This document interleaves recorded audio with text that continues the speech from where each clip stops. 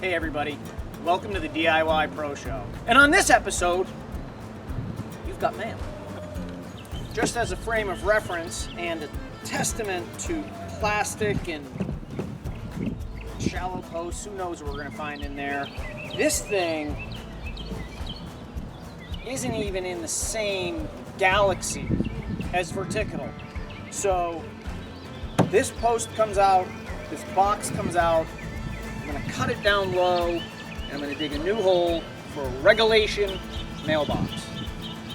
Yeah, that's what I'll do. But I just wanted to show you this. Vertical, not vertical.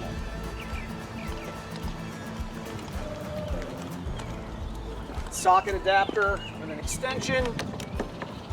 We'll get, well, that's cool. That was easy.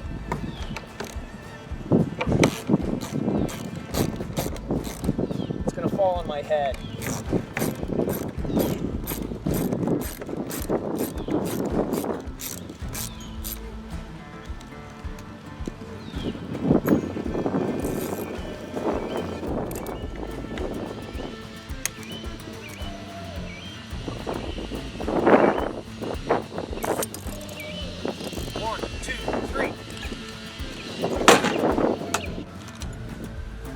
Problems to longevity with mailboxes I find in DIY projects is that concrete's not used in the footing.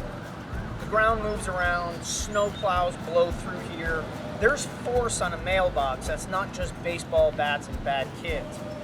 And I can tell, usually, if there's concrete in there by just moving the post around. If I have the opportunity, I like to get the post out of the ground. If it's buried in there in concrete, I'm not going to dig some huge trench in there. I'm just going to dig a halo around it, get in with a recip saw, cut it off, bury it, plant grass, done.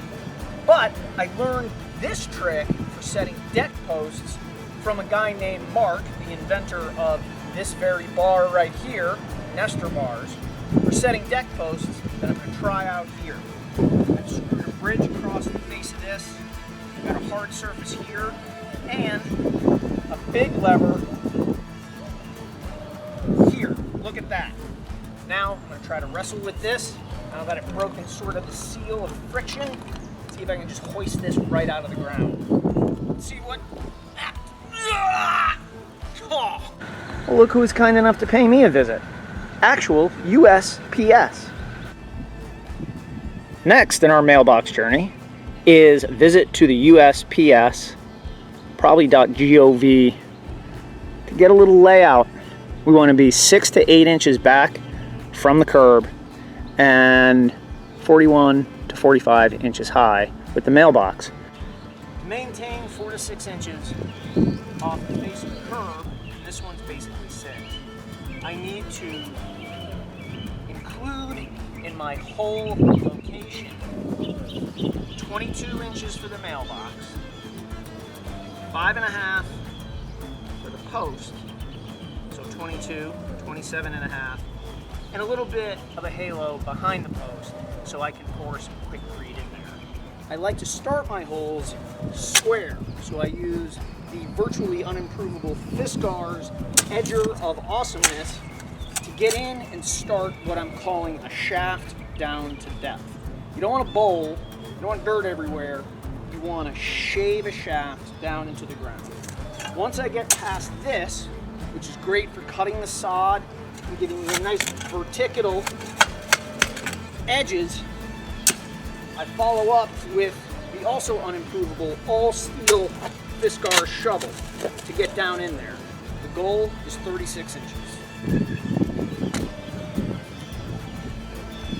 Life rule from the job site. You want it to stand tall later, you dig down, sweat now. So the USPS wants 41 to 45 inches for the bottom of the mailbox above the grass. So that's easy.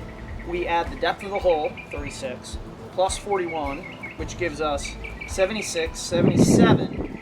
And to keep things easy, cross that out, make it 80.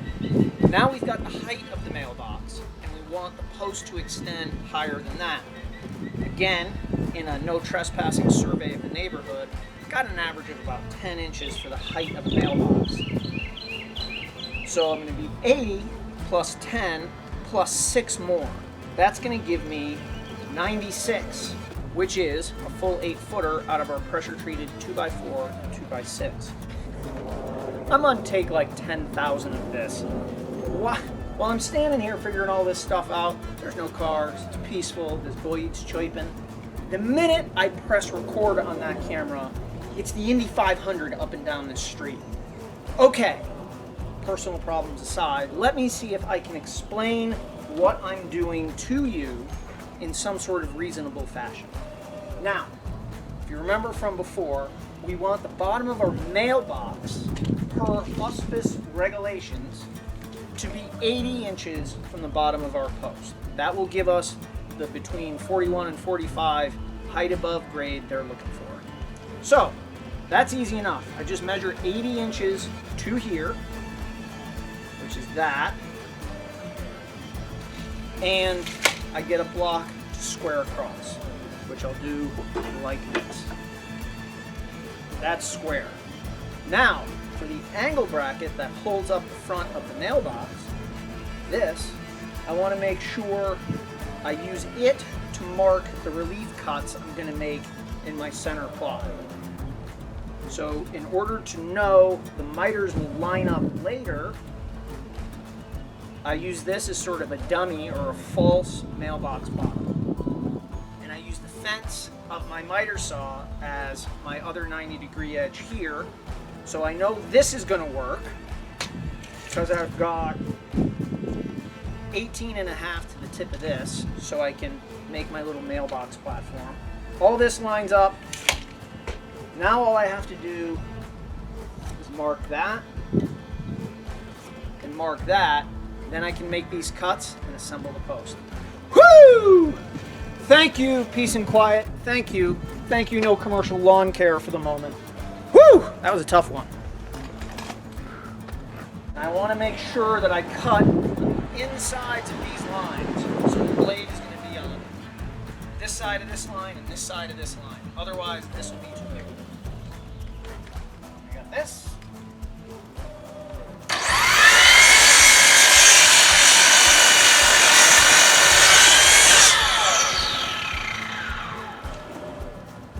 This. We may end up having a blade's worth of cap to saw off later. I'm going to look for that. Maybe not.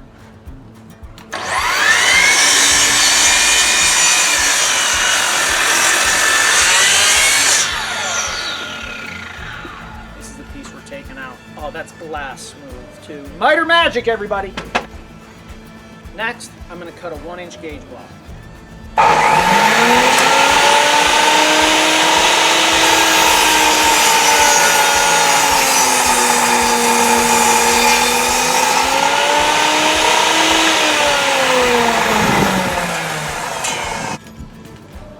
Now, because we spent time on all that good, nice layout before, I can just use a support block here on my table, position my angle brace, flush it up to the back, and booyah, screws. Easy for me to say. Screws go through. And I can count on all this lining up later. 2,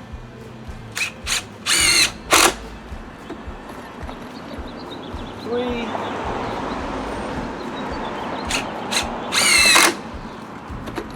4.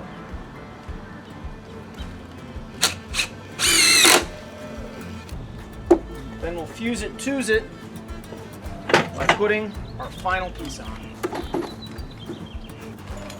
Next, my good friends of Internetopia,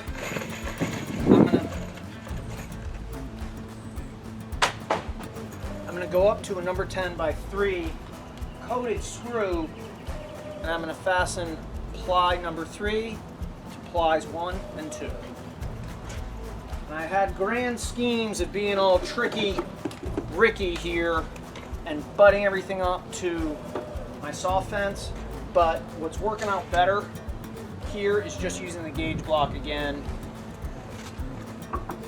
in this crevice between. So what I'll do, oh, those are nice and flush. Just start here. And remember that I'm trying to hit a 2x4 inside here. So I want to be an inch in plus a little bit more.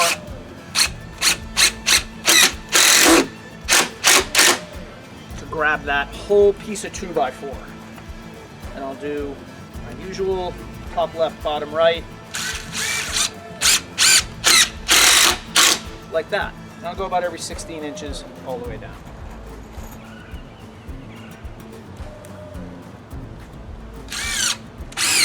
I'm going to knock out a kerf to accept where the mailbox frame goes. And I'm going to do that like this.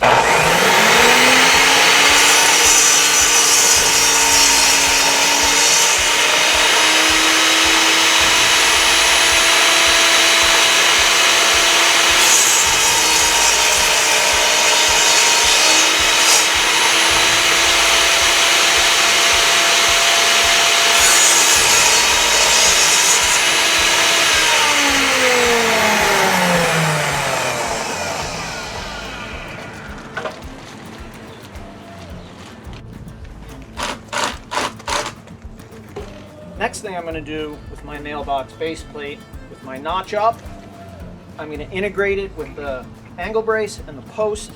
And to do that, I've measured my reveal 2 1/4 here, 2 1/4 here, so that's center. I've started a screw in the top. Now that I've got all my lines, I know everything fits all good nice. Send this home. Ah, yeah.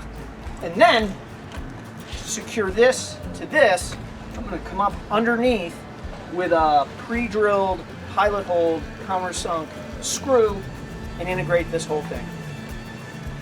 This is what my pre-drilled countersink looks like. Get the hole started like that. Then I tip the tool over with my beloved countersink right on there. And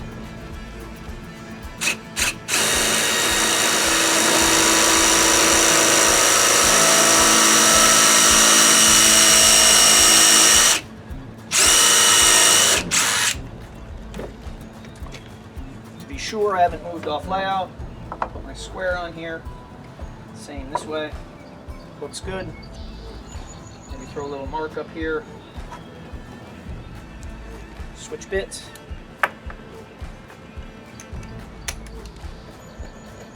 and send home 3 inch.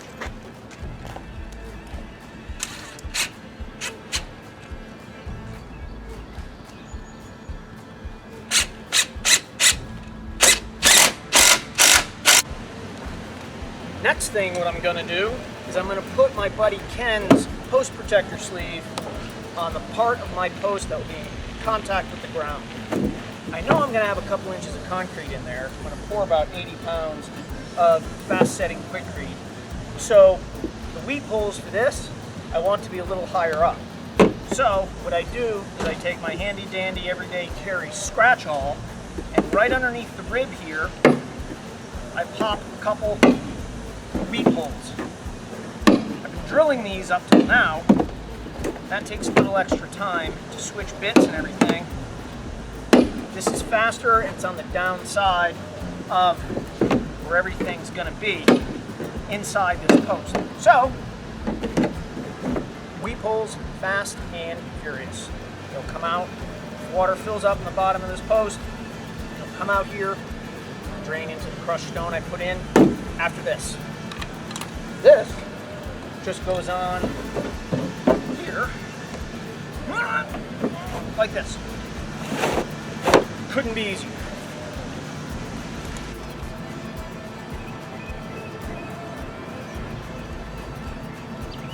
Temporary bracing at the bottom with 2x4s, screws, enables me to,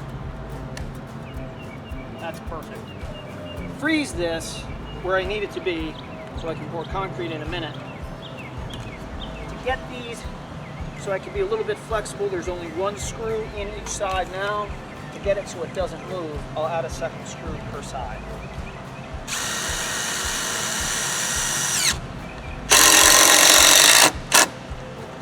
why I use screws for everything. If I did this with nails, I'd be pounding this all over the place. Here, no fuss, no muss.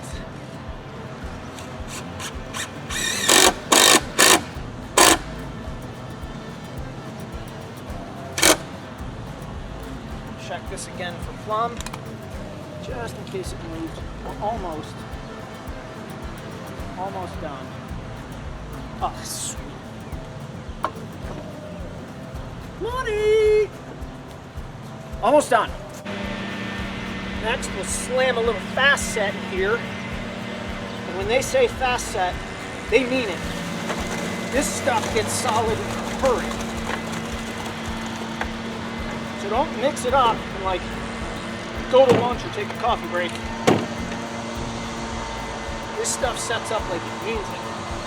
Quick tip, you get the concrete out of the bag and into the wheelbarrow with very little mess, very little frustration. I've seen people hack them apart with hoes, I've done it with shovels, but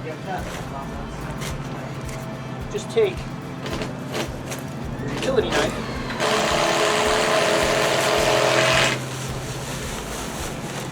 pretty dust-free way to go from bag to barrel, minimal rust. Fast set, baby. With my fast setting concrete already skinned up and solid, I can now quickly add some crushed stone to the base for drainage. Water can get out of the post protector and into this little pad of stone. Next step is dirt. We'll get this thing all buttoned up.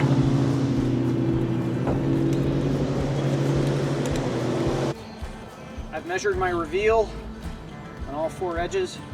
It's the same this way and this way, this way and this way, and 4 screws in the top. You'll just do 2.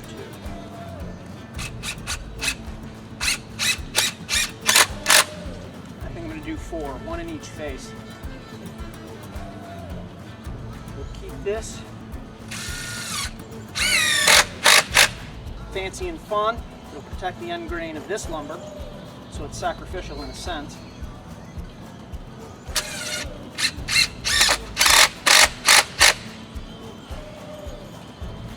Clean up this dirt. Oh wait, you gotta put the mailbox on. Got my cap on, I got my post in. Now I'm gonna take some washer head screws and trap the mailbox to what I'm calling the mailbox plate. And I'm just gonna snug it up. There's no reason to drive these screws home. And the reason for that little knockout at the table saw earlier is so the back of the mailbox can rest between the post and the plate. Last thing, it's also cut about 1 inch short so the door can travel and open up. Well, I think that's it for this episode of the DIY Pro Show, except for one thing. I think I have to eat a little crow on this one. Somewhere along the way, I didn't add something up correctly or I didn't cut something correctly, and the auspice regulations of 41 to 45, I somehow missed it by 3 inches. I'm up 48, and telling you that because I can't tell a lie, but mainly I think all the other portions of this hold together. So check your math before you set your check your math before you set your mistakes in concrete. All right, that's it for life lessons in the DIY Pro Show. I'll see you on the next go around.